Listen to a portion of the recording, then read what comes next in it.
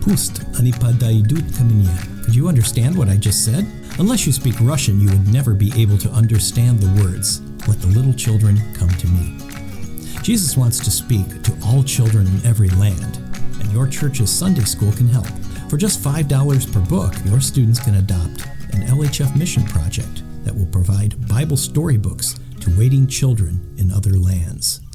Learn more at lhfmissions.org/children.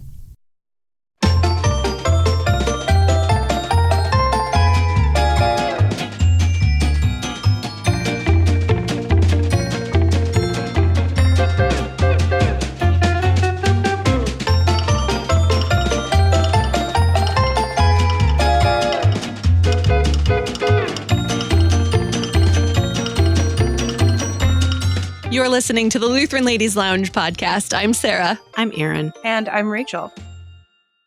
We have another installment in our relatively new Leading Ladies series, and I love this series of episodes. I'm so excited for all the guests that we have lined up in future episodes for this series. And today we have another leading lady, fellow Lutheran lady. But before we get to our guest, Rachel, this is still kind of new. So can you recap what this series is and why we decided to add yet another series to our episodes? Yes. Well, as you know, we do lots of different kinds of interviews on this podcast. We have our conversations with creatives. We have our one question interviews where we talk with subject matter experts about their specific field.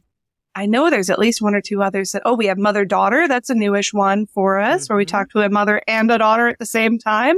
But there was a sort of gaping hole that we wanted to fill by focusing on women in sort of distinct leadership roles in the church and in the world.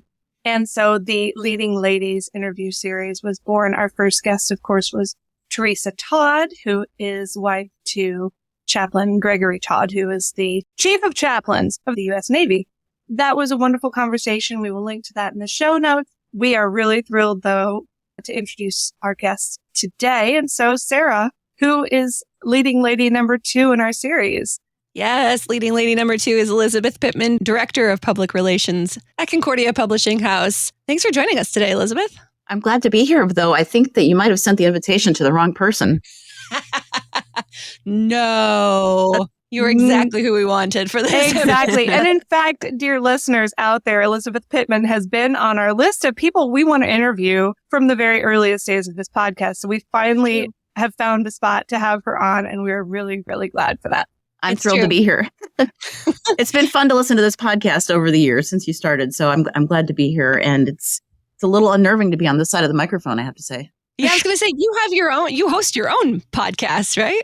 I host the Concordia Publishing House podcast. So usually I'm the one working up the questions and just sitting back. So okay, I guess let the Inquisition begin. Yeah, it is very unnerving to be on the other side of the mic. Thank you for being willing to let us sit here and grill you with all these super in-depth questions about leadership. And I'm looking forward to it because maybe it's just partly the nature of your job in public relations, but I don't feel like I really know you. I have heard your name through the years, but I feel like maybe you're always like putting the light on something else in your role as opposed to putting the light on yourself. That is true. Mm-hmm. And so sounds like maybe you're very effective in that way. That's my favorite place to be. Yeah, exactly. So I'm very curious, though, to actually learn more about you because I've interacted with you through the years in a number of different ways, but never in a way that I feel like I've been able to actually get to know you. So today's my big chance. Oh, boy. See, now I'm starting to sweat because I am happiest behind the scenes. It's not about me. I prefer to put the other people out there in front. So this is definitely, you are stretching my comfort zone today. But I think that's wonderful because how many women are there out there who have these leadership skills but don't like the spotlight and who need to know that there's a role for them. There's a place and an opportunity for them to contribute, even if they aren't in the limelight all the time. And at the end of the day, it's not about me. It's about the work that we're doing. It's about the things that we're trying to promote for the good. And it's not about me, plain and simple. So, and I'm happy there. Except That's right good. now, it's all about you. So, Well, yeah, thanks for reminding me, Rachel. so I'll just start out with hopefully I don't know. Well, maybe none of the questions will feel softball since everything will require a little stretching, but we really want to know your story. So I'll start with the present. Tell us about the work you do at CPH and how long you've been there and sort of what your experience there has been. So I'm coming up on my 13th anniversary at CPH. Wow. And my path to get here was really kind of bizarre. And at the time, going through the different steps along my career journey, it never seemed to make sense because it was just so disparate. And then when I got here and got into the role that I am now, the titles changed a little bit over the years, but it was about a year and a half after I came to CPH that public relations was added to my portfolio. All of a sudden, everything clicked. And, with hindsight, you look back and you see how those different steps that seemingly did not make sense, all of a sudden they came together. And I'm like, okay, so that's what I was being prepared for. So how I got here, after college, I went off to law school and I'd always had the political bug. So when I was in high school, former Congressman John Shimkus was my civics teacher as a freshman. Oh, wow. His wife was my dad's organist at Holy Cross. And I got the government bug. And so I was able to work for him when he was county treasurer during my college summers, went to law school, and I realized I wasn't going to practice, but I wanted to go to DC. So I went out to Washington, DC, and the nature of the beast there is that you take, when you're new, you take any open, you take where you can get a foot in the door. Yeah. And so there was a member of Congress from Central Illinois who needed a communications director, and bless him, he gave me the job. Mind you, I was an English and political science major in college. I went to law school. I had no professional communications background, none at all. Like I was so out of my depth with what I was doing, but hey, I was there. He retired and he had been a member of the House Agriculture Committee. So I went to the House Ag Committee again in a press role. And then a position opened up on the House Government Reform Committee where I was able to go into a council position. And in that role, it was in the early days of the faith-based initiative. And so my boss, my subcommittee chairman, was really interested in that. And he wanted to build a record in the congressional record of what faith-based organizations were doing that made them unique and effective and make sure that that was in our congressional record. So my job was to put together a number of hearings. We interviewed these folks. We did a variety of things with that. It was kind of fun asking agencies who had the faith-based offices questions because they really didn't know what they were doing at the time and didn't know how to answer, and they had no way of tracking. So it was kind of cool. And then I went from there into a lobbyist position where I represented nonprofit organizations, many of which were faith-based, but they were all serving people. And so there were colleges and rescue missions, at-risk youth homes, and we were helping them get congressional funding to extend their reach and to be able to help serve more people. So all of that's happening. And I met my husband out in Washington, D.C., and we had our first two sons. And somewhere along the way, we realized that we didn't want to raise our sons out in Washington. And so we're like, okay, when an opportunity comes back, we're going to go back to the real world. And so life in the Beltway is not the real world. It's you're in a fishbowl and it's just different. And so the opportunity at CPH kind of came up unexpectedly, and one thing led to another. And August of 2011, we moved back here to St. Louis. So it's been kind of fun with public relations here. And I'm starting to filibuster, so feel free to break this up at any point. We love it when people filibuster during interviews. Well, it's fun because one of the main parts of my job, there's a lot of different things that go into PR and publicity, all the things that you might expect, right? You're sending the press releases, you're trying to schedule, hey, Sarah, we've got somebody for the coffee hour, you should have them on. Social media, all sorts of different things. But one piece that I really love about my job is that I get to work closely with our authors. And it's been really fun to get to know all of our different authors. And that was the piece that clicked for me where I realized all these random experiences that I had really put me in a place and set me up for understanding how to help our authors and our corporate relationships kind of navigate, helping them to extend their reach, because our authors are out in places that we're not. They need to build up their platform so that they can get their message out to more people. We need to be careful about what we do so that, we're doing the right thing and we're putting the right messages out. So all of that kind of came into play where I'm like, oh, now it makes sense. Now I know why I had those comms jobs. Now I know I was, representing organizations before the Congress. It all kind of coalesced into this role in kind of a cool way. Did you, as you were making this transition from, the Washington bubble to the Lutheran bubble? There is a Lutheran Beltway, but it is not a physical place. Oh, yes. Yeah. Yes. But I'm curious because a lot of people out there would look at that as sort of almost a step down in terms of status, power, influence. Did you ever have this feeling like, I kind of used to be somebody, but I'm not anymore as you were making this transition? Honestly, no. And that's not to diminish my time in Washington. I had some amazing experiences and some things that you can't experience anywhere else. And just there's loads of stories like that and things that happened. But we were ready to come back, and like I said, to the real world for the sake of our family. And honestly, you can't substitute grandparents. And in DC, we were 14 hours away from my family, from my parents. And it was just different. It's kind of exhausting living out there. It's a lot of fun, but it's exhausting. And things like being able to participate in weeknight events at church were really difficult based on work schedules and the simple fact of traffic to get there. Mm-hmm. And so there were a lot of things where it was just tiring. And so to come back, like even now, we've gotten so spoiled where if we have to take more than 20 minutes to get anywhere in St. Louis, it's like, really? I mean, right. Everywhere is 20 minutes. It's beautiful. You want me to go out to Chesterfield? Really? Yeah. It was really nice. And at the end of the day, I'm a pastor's kid and my family, church is important. And I think back when I was daydreaming before I knew what I was going to do with my life, I always thought, I love books. I love to read. Is there a way that I could help merge all of that in a way that helps the mission of the church and does all that? And I'm like, well, CPH would be the natural place, but I don't realistically, at the time, I didn't really realistically see that happening. And it just all kind of worked out where it was just a sense of peace to come back here and be in the real world, to be able to have roots. It was hard to get roots out in Washington because you would get close to people and if they were military connected, they were transferred or, campaign ended and they went back home. And so it was just very, very transient and we didn't want that. I understand and can relate wholeheartedly to I'm in the middle of a transfer right now, but oh boy. Yeah. But I love that. And full disclosure, you girls may not know this, but Elizabeth's boys and my kids ran track together in middle school when we lived in St. Louis. And so we would we would be up against the fences together on Saturday mornings.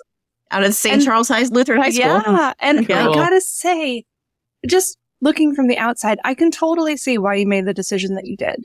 That your boys have had a wonderful opportunity to grow up in community, and you can see that they have really thrived in the life that you guys moved into for them. So I don't want to go too much into that, except to say I do get it, and I'm sure you probably have no regrets whatsoever. No, I really don't. So you said you are a pastor's kid. I'm also a pastor's kid and had a fair bit of, I've now lived in St. Louis for 20 years. And when I moved here, it was because I was like, I would like to go somewhere and have some roots. So I understand that. I don't know, what aspect of your life growing up as a pastor's kid, how do you think that played into your formation of who you are now as an adult? Is there any, you don't have to go into huge detail, but is there any aspect of that you think really played a connection in that or contributed? That's a good question. I don't know that I've thought about it so much in those terms. Church was always a factor. We grew up with the rhythm of, when I was in grade school, my dad was pastor at our church, which meant during the school day, he was around in the building. He taught my confirmation class, then he went on to other positions. And it was just always kind of rhythm. My mom was teaching Bible class. She was doing her thing. And it was always, the example that they set was always just a quiet example. It was never in your face of, the stereotypical strict pastor, with the pastor's kid having to be really, it was none of that. It was just a very quiet example of how to live your life. And I saw how involved my parents were. And somewhere along the way that just got ingrained with me. This is part of the fabric of who I am. This is our church body. There are things, we have beautiful theology. It deserves to be shared. And being involved in your local church and the broader church it was just there.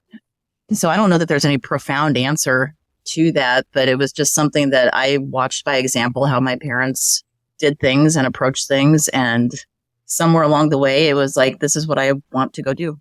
Mm-hmm.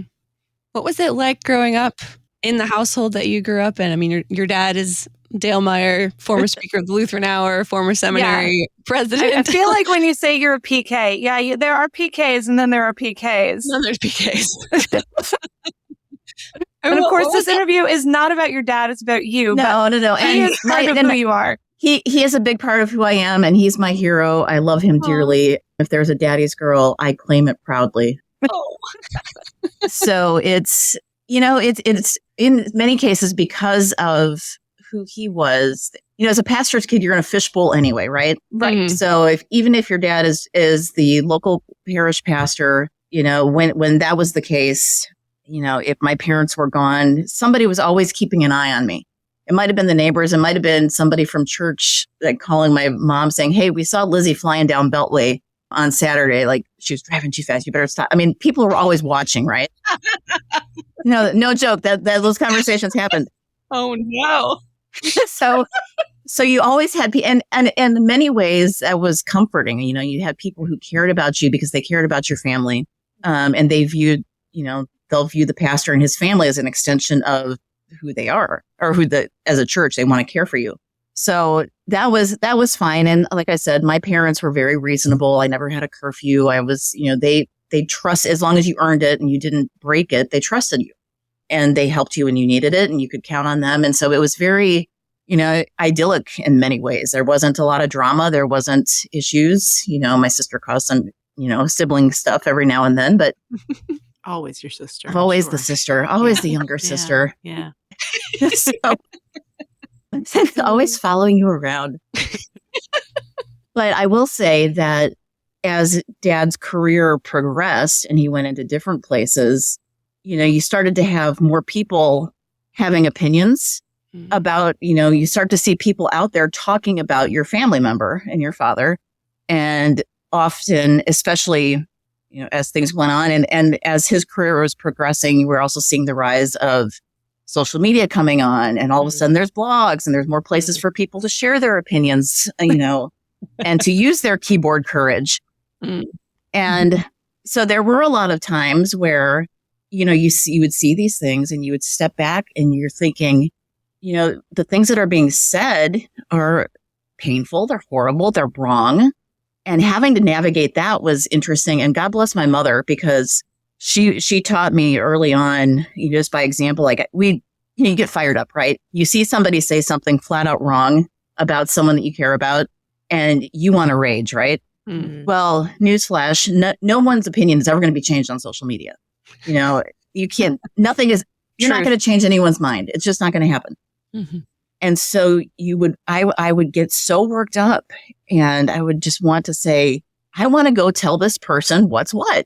And my mom, who would get it, she was right there with me, because she was often, Dad didn't care. He would not go read things. He didn't read them. He didn't want to hear about them. He did not care. So it was Mom and I that were kind of like, did you see? But she also, her example, and she rightly so, it was like, we're going to keep it here among us. We'll vent to each other, but we're not going to go out and engage. We're not going to go chime in on that. It's not going to accomplish anything. It's not going to change anything. We're going to vent. We're going to pray about it, and we're going to move on. So that kind of fishbowl was a little bit different, but rarely was I ever thrust into it, except now that you've all outed me. Elizabeth, you've flown under the radar incredibly well, because it is only just now during this interview that I have learned that you were the daughter of Dale Meyer. So Well done. Well done. Only those who listen to this podcast are going to know your secret is not that. No, it's I wouldn't change it. My parents, both of them, my mom is a saint. She and my dad are a fabulous team. And I've learned so much from both of them on how to handle things and how to just kind of step back and not. And honestly, I think that helps too with my role now. You see things online and I think people forget, again, back to keyboard courage. People are happy to go say anything about anything. And you've probably experienced this too, Sarah, with people leaving comments on, KFUO social posts. I think they forget that there are real people who are seeing these comments, and there are real people who work at the institutions that see these things and internalize it. And it can be hard depending on what's being said. So, and the position is usually like, again, we're not going to change people's minds. We're going to do the right thing, but we're not going to engage. We're not going to take the fight publicly. If there is a real issue to be discussed and a real concern, let's take it in person. Let's have a conversation. Let's have a phone call. Let's deal with it in an Eighth Commandment sort of way so that we're not spreading misinformation and we're helping others. So, well, that is something that I've actually admired about you. And I see now, as the mother of several PKs, how that unique environment in which you grow up can really prepare you for certain callings in life, public relations being one of them, where you are very adept in dealing with optics, in dealing with life in the spotlight or helping other people navigate life in the spotlight. And beyond that, just what you said exactly, like not engaging when it's not going to do any good. And so you have that attribute that I think all true publicity and public relations people do. And that is to stop, to breathe. And when people see you, you are cool as a cucumber. And that is a gift that I have seen in you, because I know CPH, you guys have had to navigate some controversies in your time. And I think you've done it very, very well. I appreciate that. Yeah. So PKs out there who are listening, chalk this one up as a potential career field for you, because you probably have some giftedness in this area. You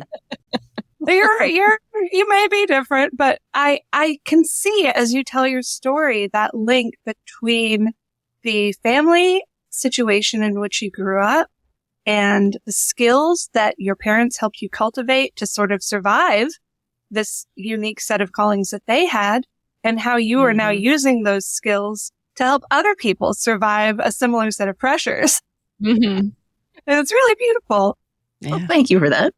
What are some of the things that you've learned along the way? I mean, you have a very unique career path, and I love hearing about this because I resonate with that, like, odd kind of way to get to where you are, and you look back and you're like, oh, that's why I had like really random career choices for several years, because now I'm actually using all of it. Like, I understand that very deeply. What are some of the things that you've learned along the way that have helped you grow as a leader in a ministry setting? I mean, I know CPH is unique in that because it's a publishing house, the publishing arm of our synod, but still a church-related role, a ministry role. What have you learned along the way? Oh, boy. Well, I think one thing is I've always thought it's important to stay curious, keep learning. And it's wonderful because the authors that we work with, I get to learn so much from. But even outside, like, I try to read widely. I try to listen to different podcasts and keep learning, because it's going to keep you sharp in whatever you do. But in the ministry context, especially at CPH, like, there are so many different roles that we have here. And this was actually really cool. A week ago, Trevor Sutton, who's one of our authors, he's a pastor up in Michigan. He brought a group of high school students from his church here to St. Louis. And the purpose of the trip, lots of churches will bring students through St. Louis and they'll do all the Lutheran sites. They did some servant events, but one of the main things that he wanted to do is he wanted to expose these students to how you can serve the church in ways that might not be a pastor or a teacher or like a deacon, like a called church worker. Oh, wow. And so he wanted to use CPH as the example of, you might be interested in technology and IT, or you might be interested in graphic design. You might be interested in marketing, finance, accounting. You can still serve your church in different ways, like here at CPH. And so a lot of it is, when you know your role and you know your lane, I'm not an editor. I'm not over there. I'm not an author. I'm not going to be writing books. I'm not writing curriculum. I'm definitely not in finance. So Same. we've got people for that.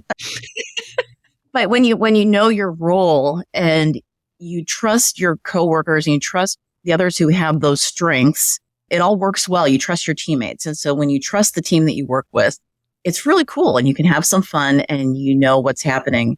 So I've learned, ask for help. I'm terrible at asking for help, but if there's something that I need to figure out, I don't have to do it all myself. I can ask coworkers hey, what's your thought on this? I'm struggling with this.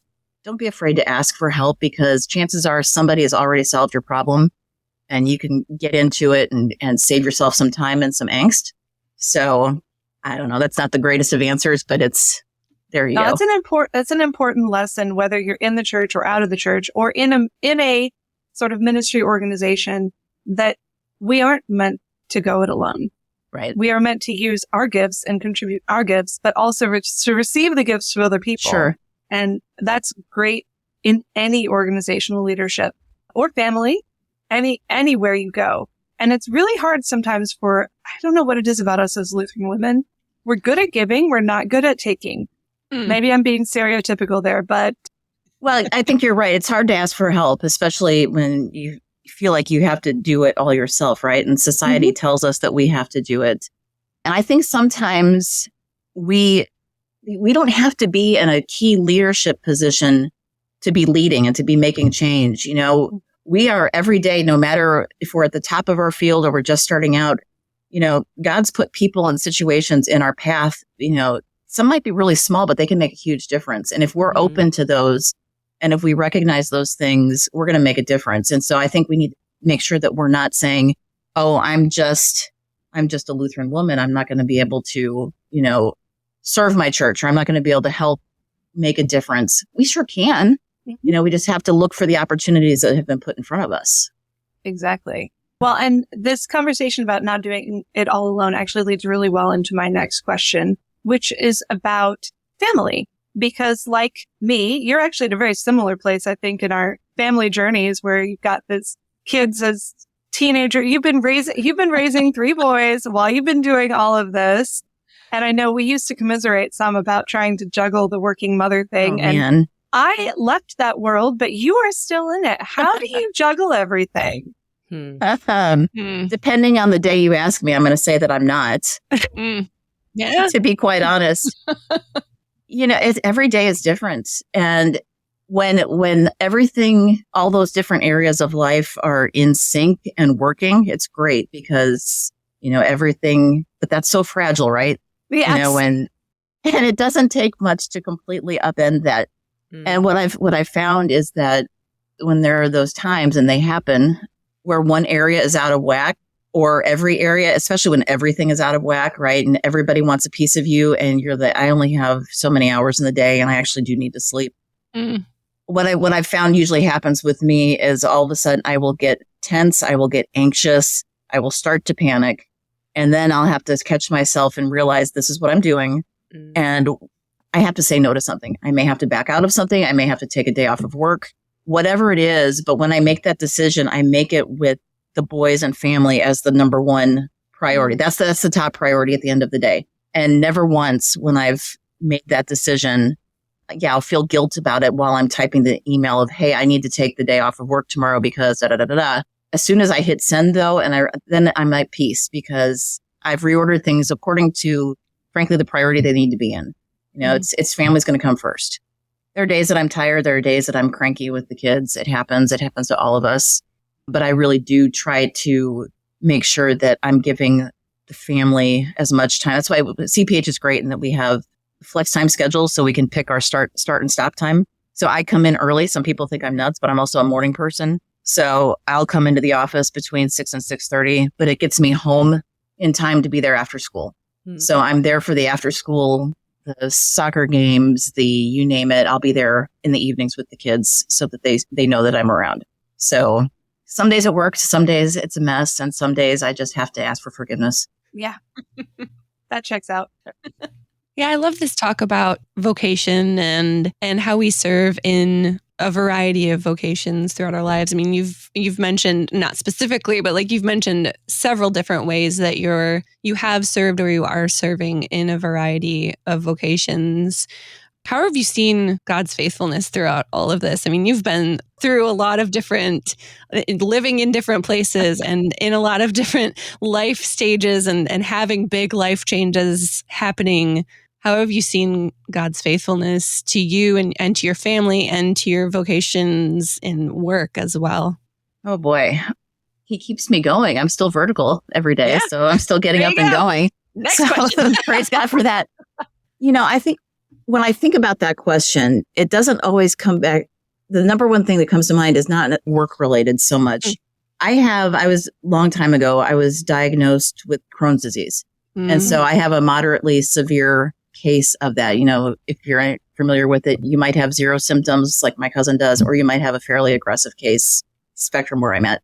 And over the years, while I was trying to work in DC and, I was still dating my husband, and I'll never forget, we were out on an early dates and I said, I've got to tell you something. And so I told him and he's like, yeah, no big deal. I'm like, okay. All right. You don't know what you're in for. But over the years, I've more hospitalizations than I can count, more procedures, like all sorts of stuff, right? Lots of pain, lots of different things happening. And I'll say that I'm a walking worst case scenario. If one of something is normal for a person, I'm going to have 5 or 6 or 7. But where I've seen God at work in all of this is that I heal well and I heal quickly. And I've had more times than I can count where the doctors have said, wow, I mean, that's all God. And I've learned through all of that, let God control things. I'm not in control. I can't go in and fix this. I am at his mercy. There is a plan for this. He's got some, and I'll say that I feel the same way when I was struggling with work decisions or with school stuff or whatever it may be.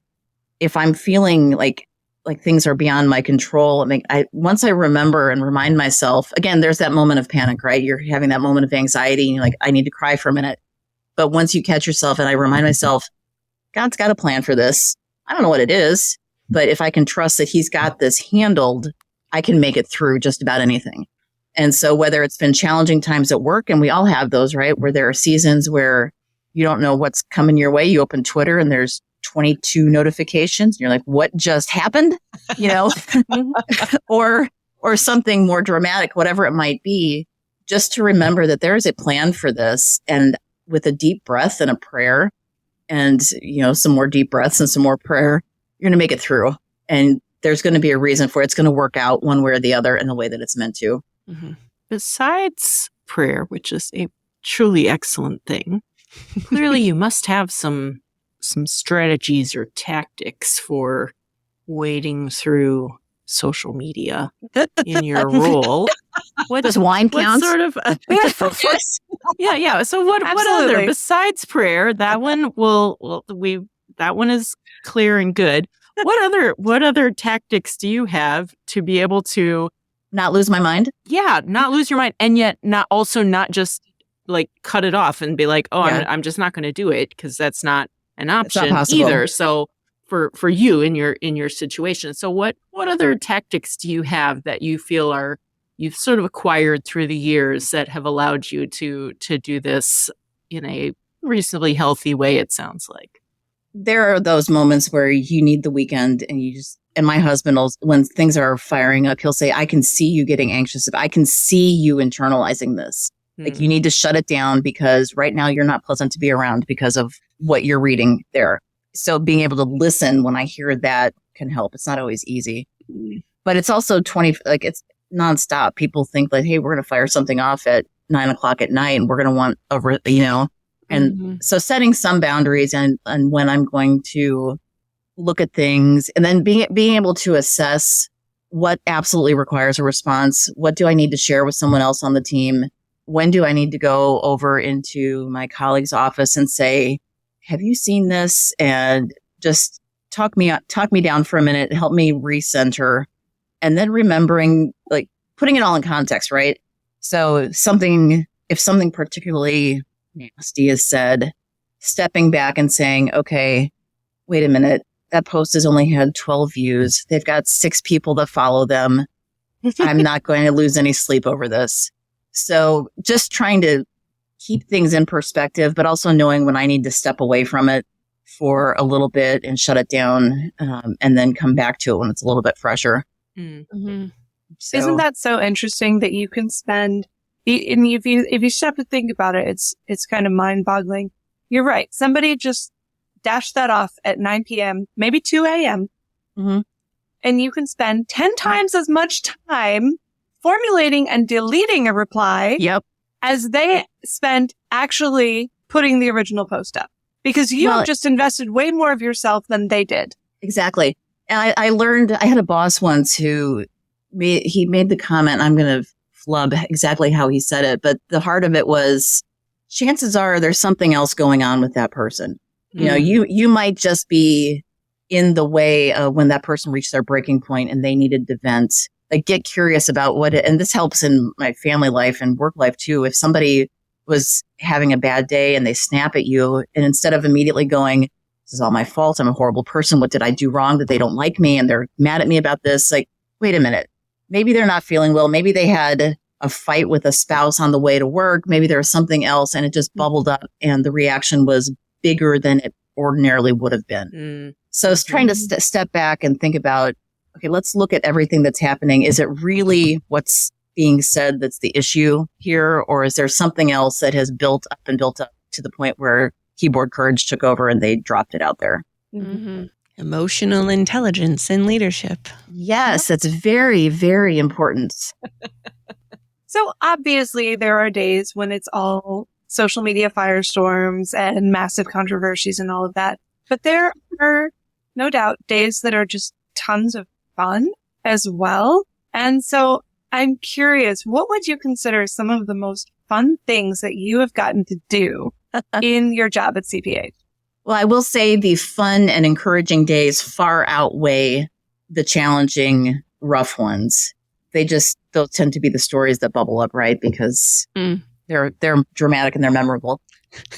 In my role, we do get to do a lot of fun things. There's a lot of work that happens under the surface that doesn't necessarily, it's not visible. And so people will see the tip of the iceberg. They're like, oh, you're out at this event with Flame, or you're handing out swag at youth gathering. You're doing all these fun, cool things. Like, well, you didn't see the hours of prep and work and everything that went into that. Right. And the lack of sleep that comes. Yep. There's been a lot of cool things. I loved when we get to do events at our seminaries, getting to hang out with the SEM students. We're gearing up here before too long we always spend some time with the incoming students at orientation on both campuses. Those are always fun. I love hanging out with our authors. I really do. It's so much fun to be, either at an event with them where they're speaking or they're engaging with people and watching how people react and come up to them and talk to them about how their books have impacted their lives. Mm-hmm. I love hosting our podcast because I get to sit and learn at the feet of great people and great scholars in our synod. I'm trying to think of one super fun. It is really fun to go to events and this was just kind of, not everybody in our building gets to do that, right? But I'm fortunate enough to be able to get out of the Lutheran Beltway, get out of St. Louis and interact with the real people that we're serving and talk to them and hear what their lives are like, what their ministry contexts are like, what they need, what's exciting them. So that's always really energizing and fun to do. And then to come back and bring those stories back to coworkers here at CPH. Yeah, it's so energizing. Even as an introvert, it's so energizing to go to these conferences and to get out among the people, because we do kind of exist in a bit of a Lutheran bubble here in St. Louis. There's just a lot of Lutheran stuff that happens, and we work in these synodical organizations, but just to be out among the people in different contexts, it is just it's like a shot in the arm to see people, to talk to them, to hear their stories, to hear how what we do here actually is making a difference for the people out there. Yeah. And then when my introvert has been taxed to go back to the hotel room at night and just sit in silence. Yes, exactly. My husband doesn't understand that. He'll call and he'll say, what are you doing tonight? Or where are you going out to dinner? I'm like, I got dinner at the hotel restaurant and I'm eating it in my room. Yep. He's like, what do you mean? I'm like, I am peopled out.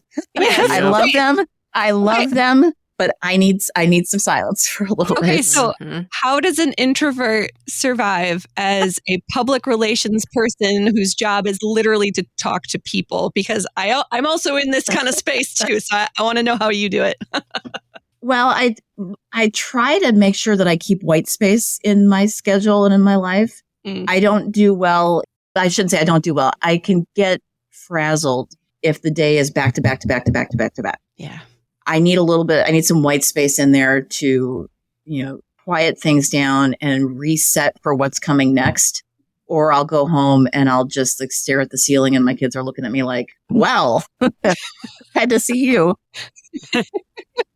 There are sometimes you can't help it, but it's here in the office, I'll get up and I'll take a walk, or I'll go, just sit for a couple minutes and read something that I need to read and just try to reset things. But at conferences and events, I know myself and I know that I'll be happier and I will be better the next day if I get good sleep and I get that time to reset and focus. Yeah. So, but then there are times, and I've good friends that I work with, we all get it. And there are times that we just have to say, we're peopled out right now. We need a few minutes. So having people around you who understand that definitely helps.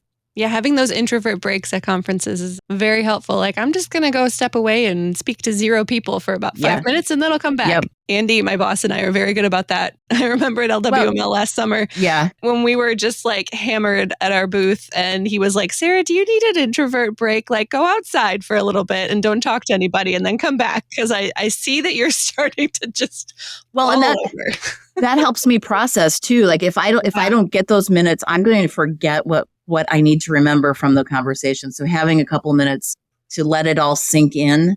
Otherwise, I'm going to walk away at the end of the day and go, I know there was something important about X, and for the life of me, it's all a blur. Mm-hmm. So those moments help that all kind of sink into my mind as well. Yeah. So you're a leading lady. You are.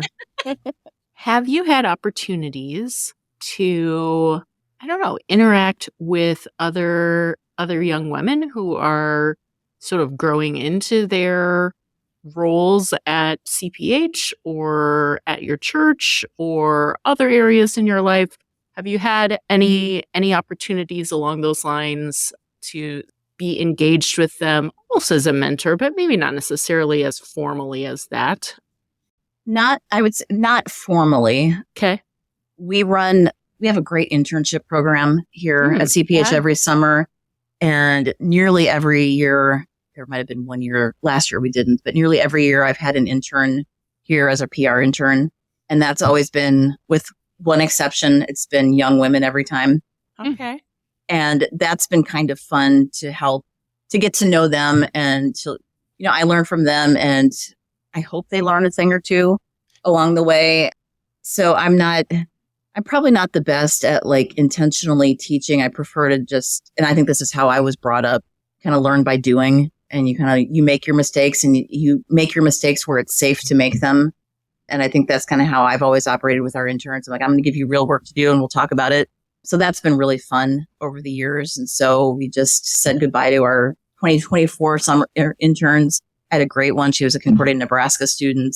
Uh-huh. So it's fun when you see those young women come through and you're like, if you're ever back, we'd love to have you back. So yeah, that's probably the most direct way that I've done that over the years. That counts because as you were describing that, I was like, that is exactly the kind of internship experience that I wish I'd had when I was coming up. And the fact that you give that opportunity to so many young people, especially young women. And let's do the work and talk about it. Right. Yes, please. Yeah. Uh-huh. Yeah. Uh-huh. You'll have real projects to work on and real things to do. And we're going to jump right in and we're not going to wait. So it's always fun to see how those work out. Yeah.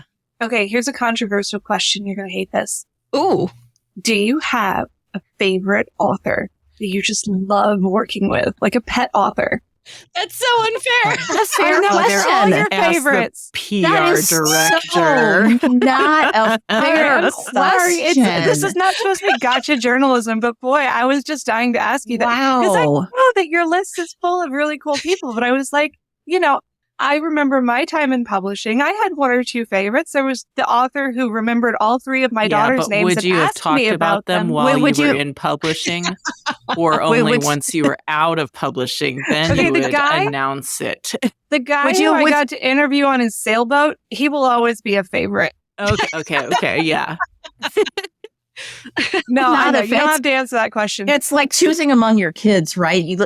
You love your kids all the same but different, right? Yeah, but you love your oldest the most. Well, do we have 3 oldest children here right now? Yeah. Sorry, Sarah. My oldest son would fully agree with you, Erin. He would say, "You're darn right." He's the one we're about to send off to college, and he's like, "Yeah, I don't know." I don't know. I don't know if you guys are going to start me being. Yeah. No, well, notice I didn't ask you who your least favorite author to work with was. That's true. Well, I appreciate that. Because I would have to politely decline that question. No, they're all see so your much skills in action. Yeah. No comment. So the question I wish you'd asked me was, I'll answer that one. No, they're all so fun, and they're all different. And there are some, you're right, that you've built closer relationships over the years because you worked with them longer, right? Yeah. You know, I know that I can banter with Deb Burma and we can hop on a conversation and it's going to be fun and I'm going to leave feeling encouraged. I also know I interviewed Joel Bierman the other day for his new book. Yes. And it was awesome. I had so much fun doing it because I learned so much, right. You know, and then you've got our Concordia commentary authors who these seminary professors are smart as all get out, but they can be really funny too, you know, and yes. you get to interact with them and you're like, this is hilarious, but it's amazing. So I couldn't pick just one or two or even probably 6. I'll tell you what, I will make it up to you by asking a question you do want me to ask. Okay. And that is, this is putting you right back in your comfort zone. What does CPH have coming up that you're really excited about? Oh, wow. So what do we have coming up? Yes. If we were on video, I would show you examples. So we've got coming up later in September for our ladies, Deb Burma is releasing a new devotional. It's called Immeasurably More, 100 Devotions on God's Extravagant Grace. It's a gorgeous, gorgeous book. It's so scripturally saturated, and with Deb's encouraging voice, I think this is going to be a favorite for a lot of people, and it's going to make a great Christmas gift. Allie, we've got Gene Veith's book. We were talking about that before we started recording. Yeah, tell us about it. Yes. Yeah, embracing your Lutheran identity. This is really cool because he goes through basically our history as the church and as Lutherans, and he's pulling out stories from the history of the church that we've never really, unless you've really studied it in depth, you don't know about them. So there's some dramatic stories. There's, fights among German princes and all of these different things. History. Yeah. And it's really cool. I'm looking at this. I saw this book and my eyes went up because as you know, I'm a homeschool mom now, and I've got a recent confirmation graduate who's going into her freshman year of high school. And I'm looking at this going, this would be a great follow-up after confirmation. It's funny that you say that because that's exactly why he wrote this. Oh, really? So he started this. He was teaching, and I believe if I'm remembering our conversation correctly, it was homeschool students, and they were in that post-confirmation era, and it began kind of as a course that he was teaching them to go deeper. And we all know it doesn't stop at confirmation. You need to keep learning about the faith. And that's where this originated from. And so this is going to be great from that for high school students. That's who he started teaching it with, all the way up to all of us, middle age, whatever. So you're exactly right, spot on with that. So if you're one of those people who is out there tasked with teaching a high school Sunday school class and you're like, I don't even know where to start, this one might be a good one for that. That might be a good one. Intriguing. Yeah. Yeah. And we've got, what else do we have? We have a new book coming from Chad Lakeys from Lutheran Hour Ministries called How the Light Shines Through, Resilient Witness in Dark Times. He's been speaking on this for quite a while. And this is going to be basically how can we live our witness as Christians today in a way that is welcoming and effective. So it's going to be a really neat resource. I've seen him speak on the topic a number of times to standing room only rooms. And so it's going to be a neat one. Faith Door just released God's Encouraging Word, which is really cool because we've all, and I think every lady listening has had this happen. Something's going on in our lives and we're met with a platitude of something like, oh, God won't give you any more than you can handle, or just be positive, all those types of things. And faith goes through and debunks 8 of those common sayings and just shows how they're really hollow and empty and they aren't giving the true comfort that Scripture gives. Yeah. And so it's really kind of a nice way to reorient how we're thinking. There's so much coming out this fall. We've got loads. So visit CPH and you'll be able to see everything new. It's so cool to hear you just nerd out and like prove to everybody why you are the perfect person to be in the job that you're in. Just like pulling the books off your desk. No big deal. It makes me so happy. You know this when books come in from the printer or you get an early copy that comes through and you're like, oh. Yes. Yeah. Yes. Yeah. I knew you. Rachel, you know this. I'm confused. Yeah, but wasn't that the best, Rachel, when a new book would come in from the printer? New book day was amazing. Yes. And you're just like, I remember you and you were just a half-baked proposal. Yes. And here you are, you beautiful thing, ready to go out to the world. It's like you're all grown up now. It's amazing. It is very much like motherhood. Yeah. Seeing them, shepherding them through their childhood and adolescence until they're ready to launch.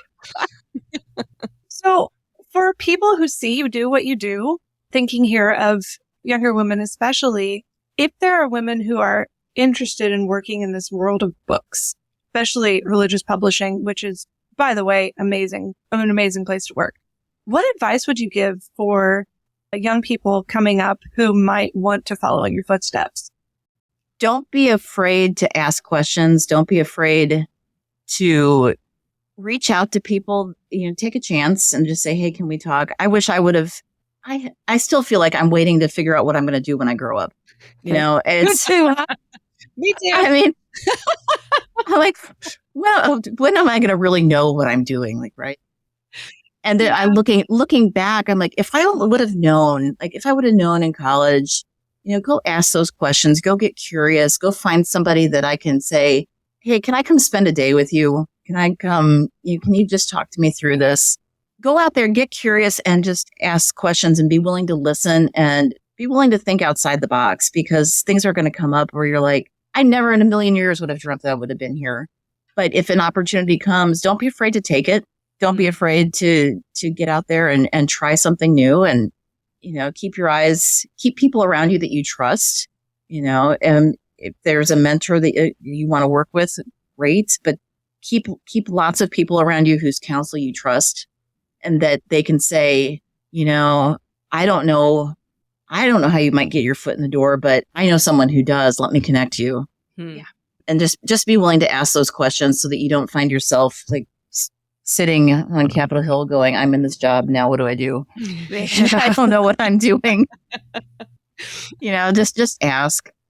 There's always going to be somebody there who's going to be happy to share with you and happy to help you along the way. I'm happy to talk to anybody if they think it's useful. So yeah, that's great advice because, and I've seen this in my own life, that I just about would never say no.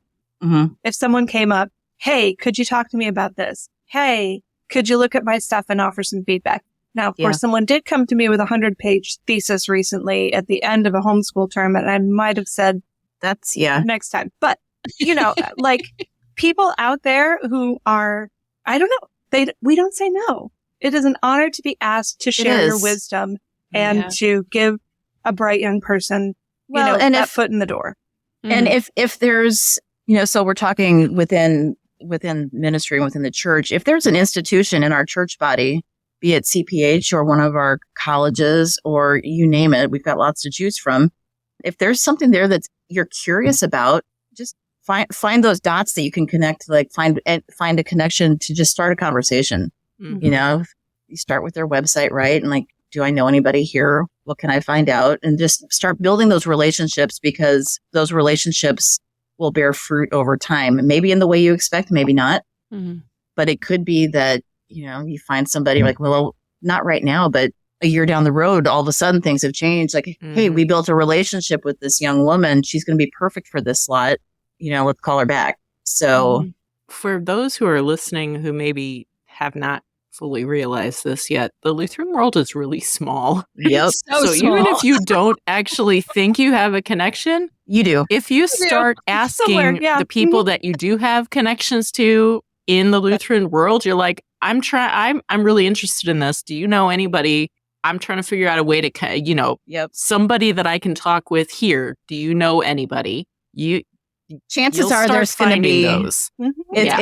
It will probably not be more than 2 degrees of separation. Mm-hmm. Yes. Yeah, and we are brothers and sisters in Christ, people. Yeah. Like we are a family, even if we don't know it yet. It's true. Absolutely. Elizabeth, this has been so fun. We could keep talking for probably another hour, but we probably should wrap it up. So you probably have things to do because you're busy. The question as soon as I walk in the door from my middle son is going to be, what's for dinner? Without fail, every day. What is for dinner today? Something with chicken thighs. I don't know what yet. It'll depend on what we have in the house. Okay. Sounds delicious. It'll depend on what combination of sauces and grains we have. Okay, nice. Sounds promising. Thank you so much for joining us today, Elizabeth. This has been really fun. Thank you, Sarah. Where can our listeners find CPH on the internet? Come on over to cph.org. You'll find everything you need there. If you listen to podcasts, go search for the Concordia Publishing House podcast. We've got stuff all over to help in many, many ways. So check it out. Fantastic. And we'll put those links in our show notes too, so they're nice and easy to find for all of our listeners. And ladies, you can join us in our Facebook group, the Lutheran Ladies Lounge on Facebook. You can continue this conversation there as well, and on our Instagram page at Lutheran Ladies Lounge. You can find all of our podcasts at kfuo.org/Lutheran Ladies Lounge, or on the KFUO radio app, or on your favorite podcasting app. You're listening to the Lutheran Ladies Lounge podcast. I'm Sarah. I'm Erin. And I'm Rachel.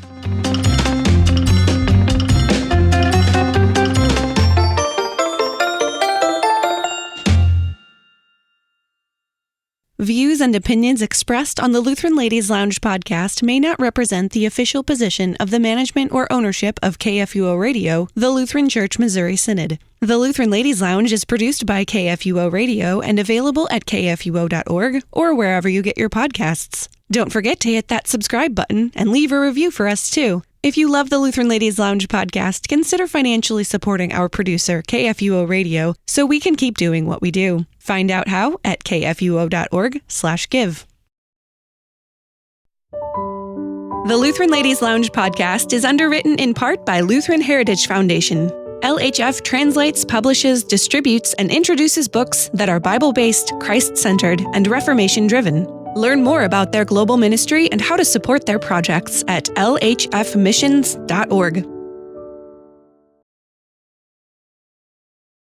Teresa Todd, who is wife to Chaplain Gregory Todd, who is the chaplain of the U.S. Navy. That is not his actual title. Chief of Chaplains of the U.S. Navy. It's late in the day here. A little sun touched, apparently.